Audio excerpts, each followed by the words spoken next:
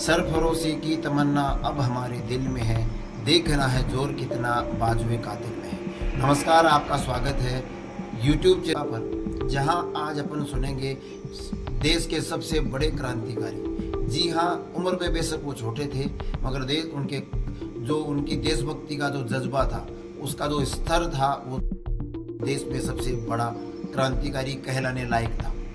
जी हाँ, हम बात कर रहे हैं मात्र 23 साल के उस नौजवान की, जो किशन सिंह जी के बेटे थे, माँ विद्यावती के सपूत थे और उन्होंने देश के लिए अपनी जान कुर्बान कर दी। गाथाएं अपन सब जानते हैं, परंतु उनका जो पत्र लिखे हुए थे, जो जेल से उन्होंने पत्र लिखे अपने पिता को, अपने भाई कुलतार जी को, उनमें से मैं एक पत्र आपके साथ साझा करना चाहूँगा।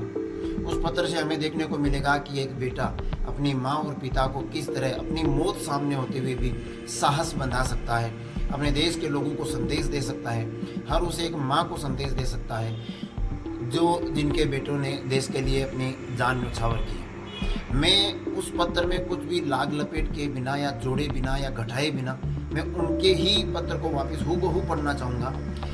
ये पत्र लाहौर सेंट्रल जेल में लिखे गए थे और पंजाबी में लिखे गए थे। हम उन्हें हिंदी में कन्वर्ट करके मैं आपको सुनाना चाहूँगा। तो वो पत्र कुछ इस प्रकार था। प्रिय पिताजी, आपको और माँ को मेरा प्रणाम। मैं यहाँ जेल में ठीक हूँ। मेरे विचारों को लेकर कोई गलतफहमी ना रखे। मैंने अपना जीवन देश की आज़ादी के लिए समर्पित किया है और मुझे इस पर कोई पछतावा नहीं है। मैं जानता हूँ कि मेरे इस रास्ते से आपको और माँ को दुख हो रहा है, लेकिन मैं चाहता हूँ कि आप दोनों गर्व करें। मेरा बलिदान रहेगा, यह देश की आज़ादी की नींव रखेगा। मैंने सुना है कि आप मेरी सज़ा को कम करने के लिए याचिका दायर करने की सोच रहे हैं। मैं आपसे अनुरोध करता हूं कि ऐसा न करें, कानूनों के खिलाफ है। मैं फांसी को गले लगाने के लिए तैयार हूं। माँ को मेरी चिंता न करने को कहें। मैं उनके आशीर्वाद, देश की आज़ादी के लिए ये छोटा सा बलिदान है। इंकलाब जिंदाबाद, आपका बेटा भगत सिंह।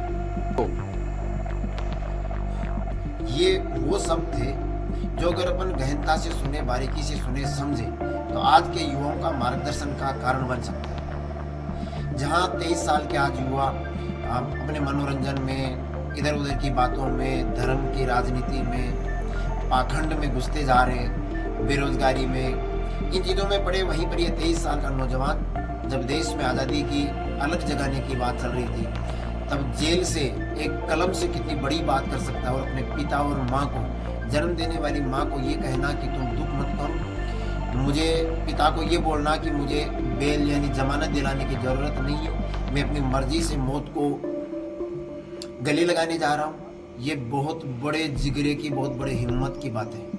हम सबको यही सीखना चाहिए।